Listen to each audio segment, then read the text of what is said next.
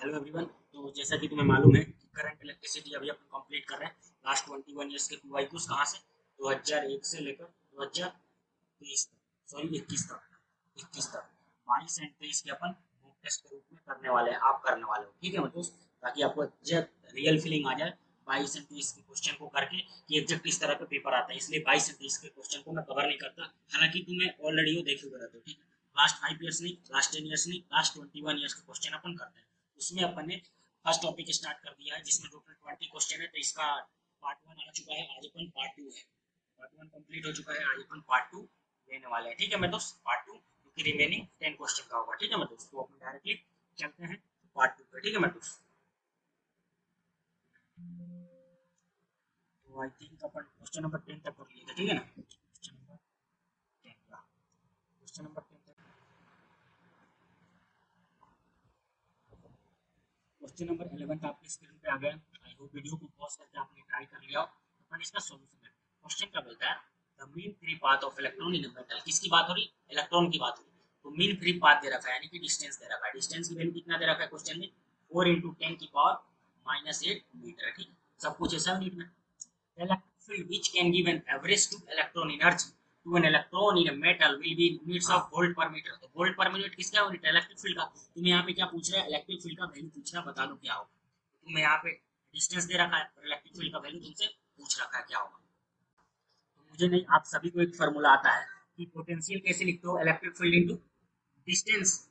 ये होता है ना पोटेंशियल का फार्मूला। आई होप आप सभी को ये आता है ना। तो देखो, यहाँ से तुम्हें इलेक्ट्रिक फील्ड बताना था, इलेक्ट्रिक फील्ड कैसे लिखोगे, पोटेंशियल बाय डिस्टेंस। अब एक बात ध्यान से समझो जरा, यहाँ पे तुम्हें डिस्टेंस तो दे रखा है, डिस्टेंस दे रखा है, लेकिन पोटेंशियल नहीं दे रखा। लेकिन एक बात, जब क्वेश्चन को ध्यान से पढ़ते हो तो एक और चीज दे रखा है, the electric field which can give an average two electron volt energy to an electron. यानी कि इलेक्ट्रॉन पे कितना काम किया गया है।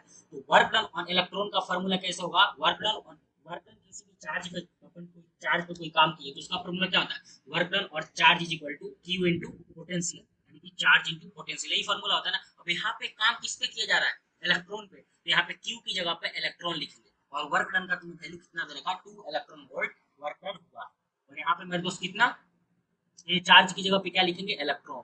इलेक्ट्रॉन और यहाँ से तुम्हें पोटेंशियल का वैल्यू मिल जाएगा। ठीक है, और ये वोल्ट है। ठीक है मेरे दोस्त, जो इलेक्ट्रॉन से इलेक्ट्रॉन निकल गया तो यहाँ से वी का वैल्यू आ रहा है 2 वोल्ट। ठीक है, पोटेंशियल की वैल्यू तुम्हें मिल गई। ठीक है, अब पोटेंशियल की वैल्यू तुम्हें मिल गई, यहाँ पे पोटेंशियल रख दो और डिस्टेंस तुम्हें दे रखा है तो इलेक्ट्रिक फील्ड तुम्हें मिल जाएगा। इलेक्ट्रिक फील्ड की वैल्यू क्या आएगी, पोटेंशियल जैसे तुम रखोगे 2 वोल्ट डिवाइड बाय डिस्टेंस, ये जो दे रखा था इक्वेशन 1 बोलो इसको, 4 इंटू 10 की पावर -8। तो इसको करोगे तुम 1/2, यानी कि 0.5 इंटू 10 की पावर 8। ठीक है मतलब, पावर ऊपर जाएगा तो प्लस के साथ जाएगा, तो इसको कैसे लिख सकते हो, 5 इंटू 10 की पावर 7, ऐसा लिख सकते हो ना। क्या किसी ऑप्शन में ऐसा दे रखा है 5 इंटू 10 की पावर 7, तो ऑफकोर्स ऑप्शन नंबर ए में दे रखा है। इस क्वेश्चन का करेक्ट आंसर है ऑप्शन नंबर ए। तो बढ़ते हैं आज के सेकंड क्वेश्चन की तरफ। क्वेश्चन नंबर 12 आपके स्क्रीन पे आ गया, आई होप आपने ट्राई कर लिया हो। तो अपन इसका सॉल्यूशन देखते हैं। क्वेश्चन नंबर 12 क्या बोलता है, a wire of resistance 12 ohm, अच्छा, per meter is bent to form a complete circle of radius 10 cm। अच्छा, मतलब क्वेश्चन में क्या दे रखा है कि 1 मीटर के अक्रॉस कितना ओम रेजिस्टेंस है, 12 ओम रेजिस्टेंस, ऐसा क्वेश्चन में दे रखा है। वो रखा है जो सर्कल है, इसके पेन को चेंज कर लेता हूँ। जो सर्कल है ना मेरे दोस्त, इसका सेंटर सी मान लो, इसका रेजिस्टेंस कितना है, रेडियस कितना है, 10 सेंटीमीटर। 10 सेंटीमीटर यानी कि 0.1 मीटर, ये है इसका रेडियस सर्कल का। अब आगे बोलता है the resistance between its two diametrically opposite point A and B as shown in figure. अच्छा, मतलब ए और बी के क्रॉस रेजिस्टेंस क्या होगा, ऐसा इसके क्रॉस, इधर आर बोलता हूँ इतने लेंथ को, ए से बी तक, इस लेंथ, इस वाले लेंथ को मैं आर रेजिस्टेंस बोलता हूँ कि इसका रेजिस्टेंस आर रहा होगा और इसका भी सेम रहा होगा, क्योंकि अगर ये सिमिलर है और ये भी सिमिलर है, आपस में आइडेंटिकल है, इसका रेजिस्टेंस आर है तो इसका भी रेजिस्टेंस आर होगा, क्योंकि सर्कल का आधा इधर पोर्शन है, आधा पोर्शन अपोजिट है, यानी कि सेमी सर्कल है। ठीक है, तो आर इक्विवेलेंट अक्रॉस भी निकालना अपन, तो ऑफ कोर्स पैरेलल कॉम्बिनेशन होगा। अपन को क्या रिपोर्ट करना है, आर क्रॉस ए बी, ये कैसे कॉम्बिनेशन है, पैरेलल कॉम्बिनेशन। तो पैरेलल दो रेजिस्टेंस को कैसे निकालते हैं, सिंपली अगर आइडेंटिकल है तो आर बाई एन कर देते हैं, तो यहाँ पे 2 रेजिस्टेंस है पैरेलल में, तो आर बाई 2 हो जाएगा डायरेक्टली। तो दो कॉम्बिनेशन के लिए क्या होता है, R one into R two, R one into R two upon R one plus R two, यही होता है ना फॉर्मूला, आपको ये मालूम है आर वन और आर टू बराबर है आर इंटू आर अपॉन 2 यहाँ से r/2, अपना फाइनल आंसर क्या होगा r/2। मुझे r की वैल्यू तो निकालनी पड़ेगी, अब r की वैल्यू क्या होगा गिवन कंडीशन का इस्तेमाल करके। तो देखो तुम्हें एक बात क्वेश्चन में दे रखा है कि सर्कुलर रीजन का रेडियस कितना है 10 सेंटीमीटर, तो रेडियस का वैल्यू 10 सेंटीमीटर दे रखा है, यानी कि कितना होगा 0.1 मीटर, यानी कि ऑफ कोर्स 1 मीटर के क्रॉस 12 ओम रेजिस्टेंस है, तो पूरे इस सर्कुलर आर्क का रेजिस्टेंस कितना होगा, ठीक है मतलब, तो 2 पाई r सरकमफ्रेंस होता है सर्कल का, ठीक है मतलब। लेकिन मुझे कितने से मतलब है, मैंने आर मान लिया, मुझे सिर्फ सेमी सर्कल से मतलब है, तो सेमी सर्कल का कितना होगा length 2 pi R divide by 2, यानी कि pi into R, pi into R. अब रेडियस को जैसे मैं मीटर में पुट करूंगा तो ये लेंथ कितना मीटर में आएगा, ठीक है मतलब, तो इस लेंथ को मैं एल डैश मान देता हूँ एल प्राइम। एल प्राइम की वैल्यू क्या आ गई, जो सेमी सर्कल के क्रॉस लेंथ है ना उसको मैं एल प्राइम बोलता हूँ। यहाँ पे मैं रेड पेन से लिख देता हूँ, बहुत लोगों को नहीं दिख रहा होगा, इसको मैंने एल प्राइम बोला, एल प्राइम जो यहाँ से यहाँ तक लेंथ है ना सेमी सर्कल का, उसको एल प्राइम बोला है। और इसको मैं यहाँ पे लिखता हूँ, एल प्राइम की वैल्यू क्या होगी pi into R, pi into radius को मैंने किस में रखा मीटर में, 0.1 मीटर। यहाँ पे एल प्राइम की वैल्यू क्या आ गई पाई इंटू 0.1 मीटर, यानी कि इसको तुम लिख सकते हो 0.1 पाई मीटर, ठीक है मतलब ये हो गया, इसका लेंथ हो गया एल प्राइम का। लेकिन तो मुझे रेजिस्टेंस से मतलब है, आर का रेजिस्टेंस कितना होगा वो बता दो तो आंसर मैं रिपोर्ट कर दूंगा, क्योंकि फाइनल आंसर अपना r/2 है। तो आर की वैल्यू क्या होगा, अब तुम्हें मालूम है 1 मीटर में, तुम्हें मालूम है 1 मीटर में 12 ओम रेजिस्टेंस, ऐसा क्वेश्चन में बोल रखा है, तो बताओ 0.1 पाई मीटर में कितना रेजिस्टेंस होगा। तो इधर दोनों साइड मल्टीप्लाई कर दूंगा 0.1 पाई, सॉरी एक सेकंड, कितना अपन मल्टीप्लाई करूंगा दोनों साइड, 0.1 पाई मीटर में कितना रेजिस्टेंस होगा 12 ओम इंटू का 0.1 पाई, यही रेजिस्टेंस होगा ना, इतना रेजिस्टेंस होगा। तो 0.1 पाई ओम, पाई में कितना रेजिस्टेंस होगा 12 इंटू 0.1 पाई, ये रेजिस्टेंस होगा, ठीक है मेरे दोस्त। एक इसकी वैल्यू हुई मेरे दोस्त, ये आर की वैल्यू हुई, आर की, तो आर की वैल्यू ए रही मेरे दोस्त, आर की वैल्यू आई। अब r/2 से मतलब है अपन को फाइनल आंसर क्या रिपोर्ट करना है r/2, तो यहाँ से r की वैल्यू यहाँ ले जाकर यहाँ रख दो, ठीक है यहाँ पे रख दो r की वैल्यू, तो r की वैल्यू क्या है 12 इंटू 0.1 पाई डिवाइड बाई 2 करना है, 2 से जैसे तुम डिवाइड करोगे तो हो जाएगा 6, तो 6 इंटू 0.1 पाई क्या हो जाएगा 0.6 पाई, तो हो जाएगा फाइनल अपना आंसर। तो क्या किसी ऑप्शन में ऐसा कोई आंसर दे रखा है, वही इस क्वेश्चन के लिए करेक्ट आंसर है। तो देखो ऑप्शन नंबर बी इस क्वेश्चन के लिए करेक्ट आंसर है, option number B. I hope तुम्हें सॉल्यूशन समझ में आया हो, एक अच्छा क्वेश्चन है, ठीक है मैडम, 2009 में क्वेश्चन पूछा गया। बढ़ते हैं आज के नेक्स्ट क्वेश्चन की तरफ। देखो ये भी क्वेश्चन 11th वाला क्वेश्चन भी 2009 में पूछा गया था, ठीक है, तो देखो सेम ईयर में सेम टॉपिक से कितने सारे क्वेश्चन पूछे जाते हैं। क्वेश्चन नंबर 13 आपके स्क्रीन पे आ चुका है। क्वेश्चन नंबर 13 क्या बोलता है, a wire of resistance 4 ohm is stretched to twice its original length, then the resistance of its stretched wire would be, समझ में आया? मतलब क्वेश्चन बोल रहा है वायर ऑफ रेजिस्टेंस 4 ohm, अच्छा एक वायर था, ठीक है, जिसका रेजिस्टेंस कितना दे रखा था 4 ohm,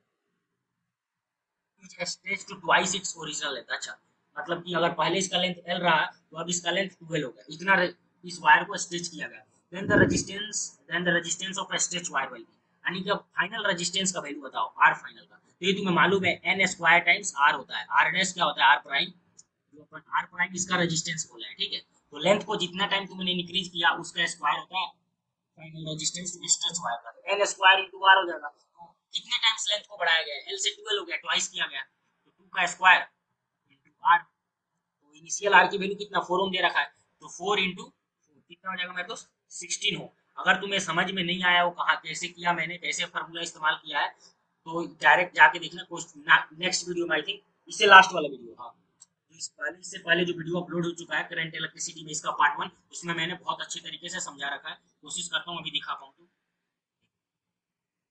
देखो ये क्वेश्चन नंबर 9 देखो, लास्ट वीडियो में जाके क्वेश्चन नंबर 9 का सॉल्यूशन देखना, उसमें मैंने बता रखा है कि जब भी लेंथ ट्वाइस हो सब कुछ बाकी चीजें रिमेन कांस्टेंट हो, तो तुम कैसे डायरेक्ट फार्मूला लगा सकते हो, r prime is equal to n square times initial r, ठीक है। तो अपन डायरेक्ट बढ़ते हैं आज के क्वेश्चन नंबर 13 आई थिंक अपना हो गया, क्या आंसर आया 16 ओम, तो क्या किसी ऑप्शन में 16 ओम दे रखा है, of course option number D. तो ऑफ कोर्स सेकंडों में भी बनने वाले क्वेश्चन पूछे जाते हैं आपके एग्जाम में, कुछ तो बेहतरीन क्वेश्चन होते हैं, कुछ मॉडरेट, कुछ बहुत ही आसान। तो पढ़ते हैं क्वेश्चन नंबर 14, तो देखो होंगे आप एग्जाम में बहुत लोग चिंदी चिंदी क्वेश्चन सिर्फ देख लेते हैं, बोलते हैं यार यार नीट का क्या लेवल है, बहुत चिंदी क्वेश्चन पूछते हैं, नहीं जब पेपर आप करोगे ना पूरा तो पता चलेगा नहीं पेपर सही पूछा गया, क्योंकि पेपर पूछने का मकसद है कि हर वैरायटी के क्वेश्चन कवर होने चाहिए, ठीक है, तो बहुत अच्छे क्वेश्चन भी होते हैं, तो तैयारी किसकी अच्छी होगी, क्योंकि आपका कट ऑफ है तो जेई जैसा थोड़ा ना कट ऑफ जाने वाला है, आपका कट ऑफ जाएगा हाई, ठीक है। तो उसके हिसाब से आपको तैयारी करनी पड़ेगी, ठीक है ना। तो ऐसा नहीं है जेई में बहुत आपके 300 नंबर का पेपर होता है, 150 पे भी अच्छे कॉलेज मिलते हैं, ठीक है ना। लेकिन नीट में ऐसा नहीं होगा ना, नीट में आपको 600 के ऊपर ही अच्छा कॉलेज मिलेगा,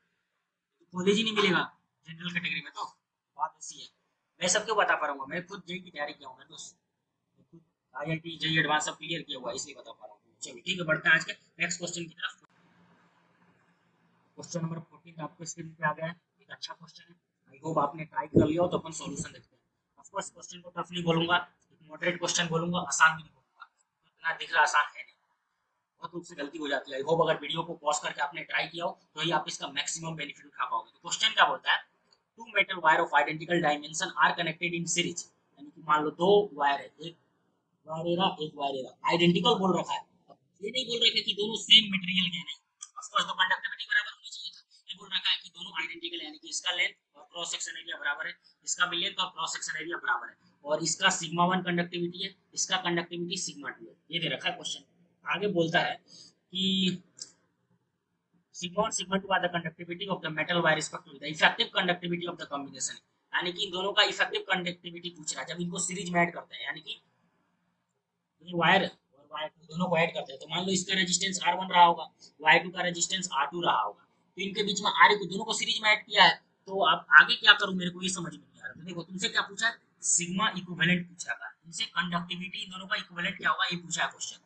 मुझे समझ में नहीं आ रहा है, मैं अप्रोच कैसे करूंगा, बिल्कुल बेसिक से बता रहा हूँ कि मैं करूँ तो करूँ कैसे।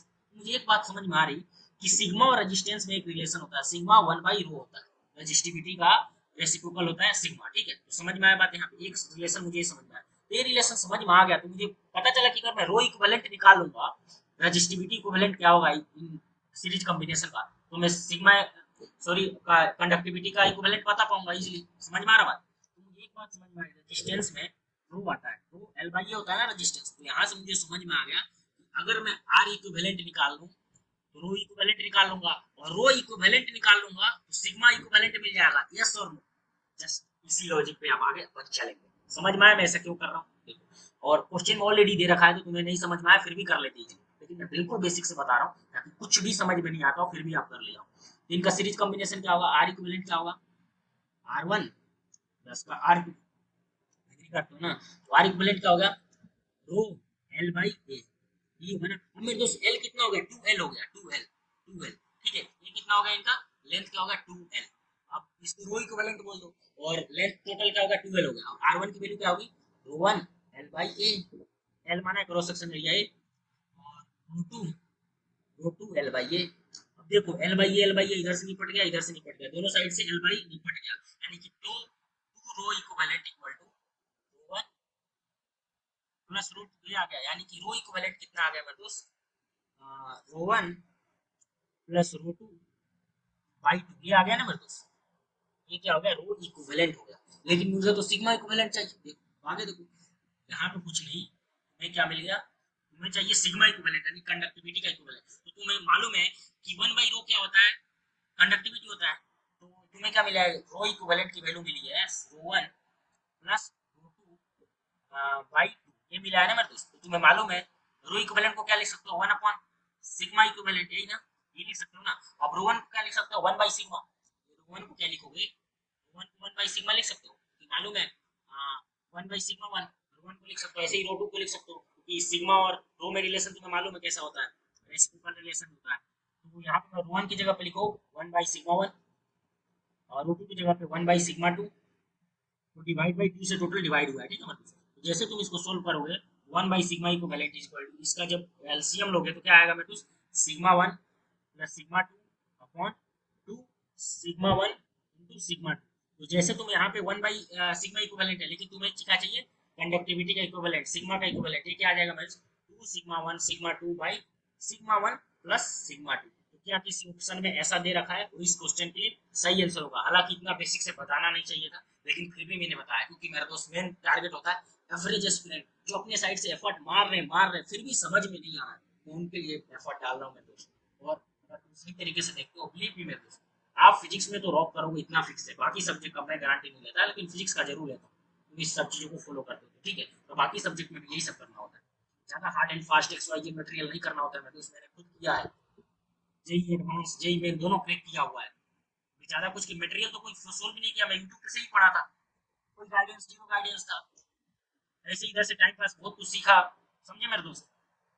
पीवाई किससे किया, क्योंकि मेरे पास कोई मटेरियल था नहीं, मटेरियल सोल्व करता तो डाउट किससे पूछता है, ये सब फंडा था। और पीवाई किस इनफ होता है मेरे दोस्त, जेई के लिए इनफ है, नीट में तो भूल ही जाओ। समझिए कि कंसेप्ट समझो मेरे दोस्त, पीवाई को सेम तरह का रिपीट होता है, समझ में आ रहा है, ठीक है ना। सिमिलर तरह के क्वेश्चन तुम्हें फ्यूचर में मिलेंगे, आगे इसी सीरीज में आगे सोल्व करोगे, इतने सारे सिमिलर क्वेश्चन तुमने देख लिया होगा। तो बढ़ते हैं आज के नेक्स्ट क्वेश्चन की तरफ, क्वेश्चन नंबर 15। क्वेश्चन नंबर 15 क्या बोलता है, the resistance of a wire is R ohm if it is melted and stretched to n times original length its new resistance will be। तो देखो last question I think 13 question था कि 14, ये simple इसका resistance दे रखा है wire का, जिसका एल मान लो लेंथ है, तो सेम वायर को बोल रखा है कि एन टाइम्स कर दिया, मतलब इसका लेंथ कितना स्ट्रेच करके कर दिया सेम टाइम्स को, एन टाइम्स बढ़ा दिया, तो इसका रेजिस्टेंस क्या होगा, इसको रेजिस्टेंस को आर डैश बोला, आर प्राइम बोला। आर प्राइम का वैल्यू तुम्हें बताया था मैंने, एन स्क्वायर इंटू आर होता है, समझ में आ रहा है। तो ऐसा कोई ऑप्शन दे रखा है क्या, n square into R, C option. तो देखो 3 बार सेम क्वेश्चन को अलग अलग तरीके से पूछ लिया गया। तो देखो 2017 में क्वेश्चन पूछा गया n square into R, same question. देखो तो ये प्रैक्टिस करने का फायदा होता है। ये देखो 13 में अभी दिखाया 13 क्वेश्चन 2013 में पूछा गया, 2017 में पूछा। देखो वापिस दिखाता हूँ सेम क्वेश्चन, स्टेज वायर पे तो भर भर के इन्होंने क्वेश्चन पूछे हैं सिंगल कंसेप्ट पे। ये देखो क्वेश्चन नंबर 9 पे, क्वेश्चन नंबर 9 देखो सेम यही पूछा, यही एन स्क्वायर इंटू आर, बस तरीका बदल दिया, क्वेश्चन सेम है, बस पूछने का लैंग्वेज बदल दे रहा है, समझ में आ रहा है। इधर अब यहाँ पे ऐसे पूछा, इसके बाद डायरेक्ट पूछ लिया, ऐसे बहुत सारे क्वेश्चन पूछे गए मेरे दोस्त। तो अपन क्वेश्चन नंबर कहाँ तक आ गए थे, क्वेश्चन नंबर 15 ऑप्शन सी अपन सॉल्व कर चुके हैं। क्वेश्चन नंबर 16 पे पढ़ते हैं। क्वेश्चन नंबर 16 आपके स्क्रीन पे है। तो मेरे दोस्त इस क्वेश्चन को मैं कराने नहीं वाला, तुम्हें मालूम है एनसीईआरटी में टेबल दे रखा होगा, नहीं तो जहां से भी तुम पढ़े होंगे बहुत चिंदी क्वेश्चन होते हैं। इसके पास कलर कोडिंग का तुम्हें जो B of Great Britain has very good wife ऐसा कुछ करके तुमने याद किया होगा, चाहे कैसे भी किसी भी एनालॉजी से आपने याद करा होगा, उससे सोल्व कर ले जाओगे। क्या नाम होता है इस टॉपिक का, कलर कोडिंग। कलर कोडिंग, इसमें भी रिसेंटली ईयर में बहुत सारे क्वेश्चन पूछे जा रहे हैं 2018 में, अभी रिसेंट 19-20 में क्वेश्चन पूछे हैं कि 21 में आई थिंक याद नहीं आ रहा। इसी पे कलर कोडिंग पे 2-3 और क्वेश्चन पूछे गए हैं। तो ये कलर कोडिंग एक इंपॉर्टेंट टॉपिक है, आई थिंक अल्टरनेट ईयर या फिर हर साल के क्वेश्चन कोडिंग से आ रहा है, रिसेंट ईयर में पहले नहीं पूछे जाते थे। तो जस्ट टेबल याद है, इजीली कर लोगे, बहुत ही चिंती क्वेश्चन है, मैं इसको नहीं कराने वाला, टेबल यहाँ पे नहीं बनाने वाला, और टेबल तुम्हें मालूम है मुझे भी याद नहीं है, मुझे टेबल देख के बनाना पड़ेगा, ठीक है। तो बढ़ते हैं अपन नेक्स्ट क्वेश्चन की तरफ। हालांकि तुम बोलोगे तो मैं करा दूंगा तुम्हारे लिए, अलग टॉपिक सेपरेट टॉपिक लेकर जाऊंगा कल कोडिंग के नाम से, 15 से 20 मिनट का, अगर आपका कमेंट आता है आपको चाहिए तो। वो जैसे टेबल याद होना चाहिए, क्वेश्चन इजीली कर ले जाओगे तुम, बहुत आसान क्वेश्चन होता है, ठीक है। इस समय टाइम वेस्ट नहीं करने वाले, ठीक है। अपन क्वेश्चन नंबर 17 आपके स्क्रीन पे रहा। क्वेश्चन नंबर 17 क्या बोलता है, charge particle has a drift velocity. अच्छा ड्रिफ्ट वेलोसिटी दे रखा है, ड्रिफ्ट वेलोसिटी तुम्हें कितना दे रखा है, मैं तो 7.5 इंटू 10⁻⁴ मीटर पर सेकंड, तुम्हें क्या दे रखा है, ड्रिफ्ट वेलोसिटी। इलेक्ट्रिक फील्ड, अच्छा इलेक्ट्रिक फील्ड भी दे रखा है, इलेक्ट्रिक फील्ड भी दे रखा है, ठीक है। इलेक्ट्रिक फील्ड की वैल्यू क्या है, 3 इंटू 10⁻⁻10 वोल्ट पर मीटर, इलेक्ट्रिक फील्ड की वैल्यू दे रखा है। हैज मोबिलिटी इन, अच्छा मोबिलिटी का वैल्यू पूछ रखा है, यानी कि म्यू का वैल्यू पूछ रखा है, मोबिलिटी बता दो कितना होगा। तो तुम्हें जस्ट फॉर्मूले मालूम होना चाहिए, डायरेक्ट कर ले जाओगे, कोई टेंशन की बात नहीं है। यहाँ से मैं दोस्त एक चीज तुम्हें मालूम होगा कि ड्रिफ्ट वेलोसिटी का फॉर्मूला क्या होता है, मोबिलिटी टाइम्स इलेक्ट्रिक फील्ड, यानी कि मोबिलिटी इनटू इलेक्ट्रिक फील्ड करोगे तुम्हें ड्रिफ्ट वेलोसिटी मिल जाएगा। और तुम्हें यहाँ पे क्या बताना है, मोबिलिटी बताना है। तो यहाँ से तुम मोबिलिटी निकाल लोगे, मोबिलिटी क्या होगा, drift velocity divide by electric field क्या दे देगा, मोबिलिटी दे देगा। तो ड्रिफ्ट वेलोसिटी कितना दे रखा है क्वेश्चन में, 7.5 10⁻⁴ मीटर पर सेकंड, ठीक है मेरे दोस्त, मीटर पर सेकंड। और इलेक्ट्रिक फील्ड की वैल्यू क्या दे रखा है मेरे दोस्त, 3 इंटू 10⁻10 वोल्ट पर मीटर, ठीक है मेरे दोस्त। तो जैसे इसको सोल्व करोगे तो तुम्हारे सामने क्या आंसर आएगा देखते हैं, 7.5 डिवाइड बाई 3, 7.5 है, ठीक है मेरे दोस्त, इंटू 10⁶, और यहाँ पे क्या आ जाएगा मेरे दोस्त, metre square volt inverse second inverse, हो जाएगा तुम्हारा आंसर। क्या ऐसा कोई ऑप्शन दिया है, ऑफ कोर्स डिवीजन में दिया हुआ है, अप्रॉक्स कैलकुलेशन कर लेंगे, क्या यूनिट मैच हो रहा है, देखो unit metre square volt volt inverse second inverse, of course formula सही है, था डायमेंशन भी मैच होगा ही होगा, यूनिट भी मैच होगा ही होगा। अगर तुम्हें डाउट हो खुद पे तो एक बार डायमेंशन से चेक कर लिया करो, तो तुम्हारे फ्यूचर सेफ्टी के लिए बता रहा हूँ, कहीं कुछ गलती ना हो, ठीक है, इसलिए इच्छा हो तो कर लिया करो, ऐसे बहुत जगह काम आ जाता है, डायमेंशन से भी क्वेश्चन कर ले जाते हो। तो ये क्या है, 7.5 को 3 से डिवाइड कर लेंगे तो अप्रोक्स क्या आएगा तुम्हारे यहाँ पे 7.5 को जब 3 से डिवाइड करोगे तो क्या आना चाहिए तुम्हारा, तो मैं तो फाइनल आंसर तुम्हारा होगा 2.5 इंटू 10 की power 6 metre square volt inverse second inverse, ठीक है। ऐसा क्या किसी ऑप्शन में दे रखा है, इसके लिए करेक्ट आंसर है, ठीक है। 2.5 इंटू 10 की power 6 of course option number C दे रखा है, तो इस क्वेश्चन का करेक्ट आंसर है ऑप्शन नंबर सी। तो अपन बढ़ते हैं आज के नेक्स्ट क्वेश्चन की तरफ, क्वेश्चन नंबर 18। क्वेश्चन नंबर 18 क्या बोलता है, which of the flowing graph represent the variation of resistivity with temperature for copper. अच्छा, तो मैं ऑलरेडी बता रखा था, मैंने बहुत सिमिलर तरह के बहुत ज्यादा क्वेश्चन पूछे गए हैं रेजिस्टिविटी पे, ये बहुत सारे क्वेश्चन पूछे गए हैं, ठीक है मेरे दोस्त। रेजिस्टिविटी पे इसको स्पेसिफिक रेजिस्टेंस भी बोलते हैं, स्पेसिफिक रेजिस्टेंस, ठीक है मेरे दोस्त। तो ये रेजिस्टिविटी बोलेंगे या फिर स्पेसिफिक रेजिस्टेंस बोलेंगे, दोनों केस में रो पे चर्चा कर रहे हैं, रो की बातें कर रहे हैं। तो कंडक्टर के केस में तुम्हें बता रखा था मेरे दोस्त, कंडक्टर के केस में जैसे तुम टेम्परेचर बढ़ाओगे तो रजिस्टिविटी मेरे दोस्त कैसी होगी, बढ़ेगी। टेम्परेचर के साथ रजिस्टिविटी बढ़ती है कंडक्टर के केस में। लेकिन एक कैसा ग्राफ होता है, तो मेरे दोस्त छोटे टेम्परेचर रीजन के लिए एक लीनियर ग्राफ होता है, लेकिन लंबे रेंज ऑफ टेम्परेचर के लिए लीनियर ग्राफ नहीं होता, नॉन नॉन लीनियर ग्राफ होता है। तो एग्जैक्ट इसका ग्राफ क्या होगा, रो एंड टेम्परेचर के बीच में, ये देखो टेम्परेचर एक्स एक्सिस पे ड्रॉ किया, रो वाई एक्सिस पे, रेजिस्टिविटी वाई एक्सिस पे। तो बहुत छोटे रेंज ऑफ टेम्परेचर के लिए मेरे पास मान लो ये लीनियर ग्राफ होता होगा, लेकिन वाइड रेंज ऑफ टेम्परेचर की बात करोगे तो नॉन लीनियर ग्राफ होता है, ठीक है। ये छोटे टेम्परेचर रीजन के लिए बात करोगे तो देखो स्ट्रेट लाइन टाइप ग्राफ होगा, लीनियर ग्राफ होगा, लेकिन ज्यादा टेम्परेचर रीजन में लीनियर ग्राफ नहीं होता। तो जो भी यहाँ पे लीनियर ग्राफ दिया है वो आंसर नहीं होगा इसका। देखो ऑप्शन नंबर बी, देखो बी इसका निपट गया, बी इसका सही आंसर नहीं हो सकता, एक मिनट कलर चेंज कर लेता हूँ। बी नहीं हो सकता, अब यहाँ पे देखो ए भी नहीं हो सकता, अब ए क्यों नहीं होगा वो समझो। तुम्हें बताया कंडक्टर के केस में जैसे तुम टेम्परेचर बढ़ाओगे रजिस्टिविटी बढ़नी चाहिए, तो क्या देखो कॉपर का कंडक्टर है ना, तो टेम्परेचर बढ़ा रहे हो, लेकिन यहाँ पे क्या, यहाँ पे देखो रजिस्टिविटी की वैल्यू अलग है, यहाँ पे रो की वैल्यू अगर मान लो कुछ मैक्सिमम है, यहाँ पे रो की वैल्यू देखो, और यहाँ पे देखो जैसे तुम टेम्परेचर बढ़ा रहे हो तो रो की वैल्यू कम हो रही है, रो की वैल्यू कम हो रही है। मान लो यहाँ पे 10 था, तो यहाँ पे 8 हुआ, यहाँ पे 6 हुआ, यहाँ पे 2 हुआ, यानी कि टेम्परेचर के साथ रेजिस्टेंस कम हो रहा है। ये क्वेश्चन, ये ऑप्शन क्या बता रहा है कि टेम्परेचर जैसे हम बढ़ा रहे हैं तो रजिस्टिविटी घट रही है, लेकिन रजिस्टिविटी तो बढ़ती है, तो इसलिए ये ऑप्शन खत्म हो गया। बी ऑप्शन खत्म हो गया, बी ऑप्शन लीनियर का, लीनियर हो नहीं सकता। अब सी ऑप्शन देखो, सी ऑप्शन क्या बोल रहा है, ये भी देखो सी ऑप्शन भी, यहाँ पर रजिस्टिविटी क्या है, अगर यहाँ पे टेम्परेचर T1 है तो यहाँ पे टेम्परेचर जैसे T2 हुआ है, यानी कि टेम्परेचर बढ़ रहा है तो रेजिस्टेंस यहाँ पे भी घट रहा है, यानी कि सी ऑप्शन भी गलत है, क्योंकि ये भी यही बोल रहा है कि टेम्परेचर के साथ रेजिस्टेंस घट रहा है। ए भी खत्म, सी भी खत्म, बी भी खत्म, तो कौन सा ऑप्शन होगा इसका करेक्ट, डी ऑप्शन। तो आई होप तुम्हें समझ में आया हो, तो डायरेक्ट तुम टिक कर सकते हो, मेरा इतना बताने का यही मतलब है। फ्यूचर में सिमिलर तरह के क्वेश्चन पूछे जाएंगे, तुम्हें कंफ्यूज करने की कोशिश करेंगे, ठीक है, कि तुम्हें कंफ्यूजन से बचो, तुम्हें कंसेप्ट की मालूम है। क्वेश्चन तुमसे ऐसा हो ही नहीं सकता ना बने, ठीक है। वो कुछ करना मतलब टाइम पास करना नहीं होता, अच्छे से करना होता है, ताकि तुम्हें इसका एडवांटेज हो। टाइम पास तो बहुत कुछ पड़ेगा, करते रहो फिर 5 साल के 10 साल के करते रहो, वीडियो देखते रहो, कोई मतलब नहीं है, यूजलेस है सब।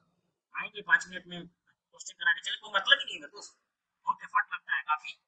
यही एक सॉल्व, एक क्वेश्चन के कई मेथड बताए जाते हैं, टाइम लगता है तो दोस्त, इच्छा नहीं होती फिर भी। हाँ, लेकिन आपको एडवांटेज इसी सब चीजों से होगा, आसान होगा मेरे पास आगा टाइम पास करा के चले जाऊँ 10 मिनट 20 मिनट में, क्वेश्चन करा के आपके सामने निकल जाऊँ, आपको बेनिफिट नहीं होगा ना उससे। तो बढ़ते हैं आज के नेक्स्ट क्वेश्चन की तरफ, क्वेश्चन नंबर 19। कोई भी क्वेश्चन नहीं करने वाला, अगेन कलर कोडिंग पे क्वेश्चन है, कलर कोडिंग पे क्वेश्चन है।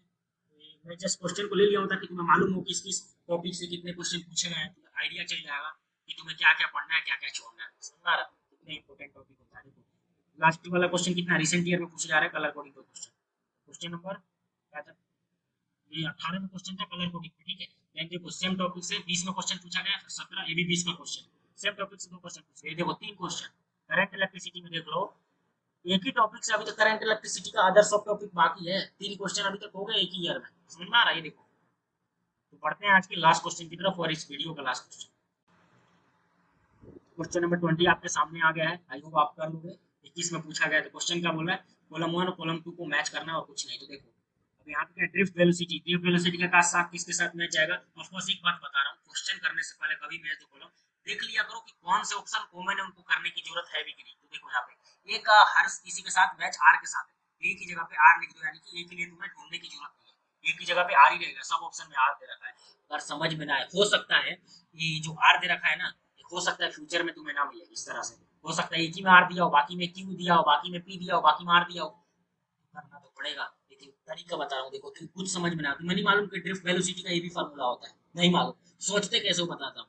वेलोसिटी का होता है तो u प्लस एटी होता है, ठीक है, मान लो इनिशियल वेलोसिटी जीरो, ठीक है, यानी कि वेलोसिटी का डायमेंशन इससे मैच होना चाहिए, तो velocity equal to a plus t, तो मेरे दोस्त क्या एक्सेलरेशन, टाइम तो मुझे दिख रहा है टाउ है, यानी कि टाइम बैलेंस हो रहा, अब क्या एक्सेलरेशन फोर्स बाई मास होता है, अब क्या आता है E into electric field upon m, यानी चार्ज, ठीक है, Q इनटू इलेक्ट्रिक फील्ड है इलेक्ट्रॉन का चार्ज, यानी कि charge into electric field by mass, तो ये फोर्स बाई मास लिखा है, force by mass, force by mass क्या देता है मतलब एक्सेलरेशन, तो ये क्या है एक्सेलरेशन, तो ये क्या लिखा है acceleration into tau, acceleration into tau क्या होगा मेरे दोस्त, ये होगा ड्रिफ्ट वेलोसिटी, तो समझ में आ गया ना कैसे मैच करते हैं, इस तरीके से भी तुम सोच सकते हो सकता है फ्यूचर में आने वाले सेम प्रॉब्लम को थोड़ा सा चेंज ट्विस्ट करके दे दिया जाए, तुम्हें लगे अरे यार क्वेश्चन टफ हो गया, हाँ क्वेश्चन को ट्विस्ट किया जाता है ताकि आपकी कंसेप्ट की स्ट्रेंथ चेक कर सके कि आप कितने स्मार्ट हो क्वेश्चन को करने के लिए, इस तरीके से टैकल करते हो, ठीक है। अब आगे पढ़ो electrical resistivity, relaxation time, current density, देखो इसमें सबसे आसान है करंट डेंसिटी, तो इसको मैच होता है। करंट डेंसिटी क्या होता है, अब तुम्हें मालूम है करंट को कैसे लिखते हो, तुमने फार्मूला जिस भी एनालॉजी से याद किया हो, तुम्हें याद होगा ना मेरे दोस्त, आई क्या होता है, करंट क्या होता है, drift velocity into electron into n into a, अब I बाई ये क्या होता है current upon area is equal to cross section area BD, drift velocity into n, अब क्या होता है यही तो मेरे दोस्त करंट डेंसिटी होता है, इसी को तो करंट डेंसिटी बोलते हैं, तो करंट डेंसिटी की क्या वैल्यू आई, ड्रिफ्ट वेलोसिटी इनटू n, तो क्या कहीं पे दे रखा है क्या, ऐसा दे रखा है, तो इसको डी ऑप्शन की वही करेक्ट आंसर है, देखो डी का मैच किसके साथ होगा, क्यू के साथ, तो डी का मैच क्यू के साथ, कलर चेक कर लेते हैं, ये देखो डी का मैच क्यू के साथ, डी की जगह पे क्यू लिख दो, ये डी क्यू गया, ये तो देखो यार कोई मैच हो रहा है क्या डी का, सॉरी डी का क्यू के साथ, तो डी क्यू, या डी का क्यू यहाँ है और एक डी का क्यू यहाँ है, तो या ऑप्शन नंबर ए हो सकता है या ऑप्शन नंबर सी हो सकता है, बी को हटाओ डी को हटाओ, समझ में आ रहा, तो ऑप्शन नंबर ए और सी में से कोई हुआ, तो अब देखो अपन ऑप्शन नंबर बी पे चर्चा करते हैं, मतलब बी, अब सॉरी बी का मैक्स देखते हैं, बी क्या बोलते हैं इलेक्ट्रिकल रेजिस्टिविटी, ठीक है मतलब, तो ये देखो इलेक्ट्रिक फील्ड क्या होता है, सॉरी एक सेकंड कलर चेंज कर लेता हूँ, इलेक्ट्रिक फील्ड क्या होता है, इलेक्ट्रिक फील्ड क्या होता है मेरे दोस्त, सिग्मा इंटू, सॉरी एक सेकंड,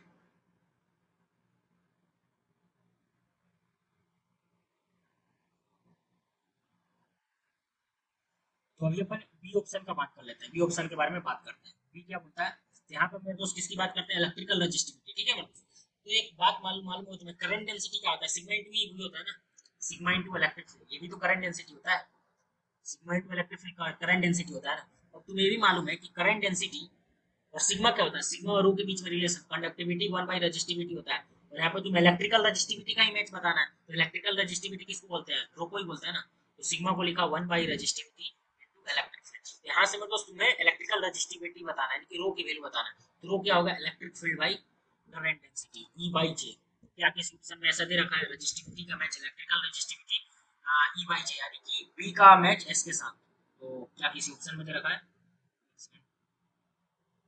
इसी ऑप्शन में दे रखा है बी का मैच इलेक्ट्रिक एस के साथ, बी की जगह पे एस, तो बी की तरह बी का एस, देखो यहाँ पे पी दे रखा है यहाँ पे एस दे रखा है, तो ये ऑप्शन इस क्वेश्चन के लिए करेक्ट आंसर है, तो इस क्वेश्चन का करेक्ट आंसर है ऑप्शन नंबर ए, तो आई होप तुम्हें सॉल्यूशन समझ में आया हो, ठीक है, या तो अपना फर्स्ट सब टॉपिक कंप्लीट हो गया, नेक्स्ट सब टॉपिक में मिलेंगे करंट इलेक्ट्रिसिटी के नेक्स्ट पार्ट में, ठीक है बेटो, Kirchhoff's law and electric circuit के साथ, ठीक है, जब तक के लिए keep learning keep exploring, see you in the next video, और हाँ शेयर करना मत भूलना, बहुत एफर्ट लगता है मेरे दोस्तों अपने हर एक दोस्तों तक पहुंचाना जो भी नीट का तैयारी कर रहे हैं, ठीक है, तो मिलते हैं अपन नेक्स्ट वीडियो में, जब तक के लिए कीप लर्निंग कीप एक्सप्लोरिंग, ठीक है, मिलते हैं नेक्स्ट वीडियो।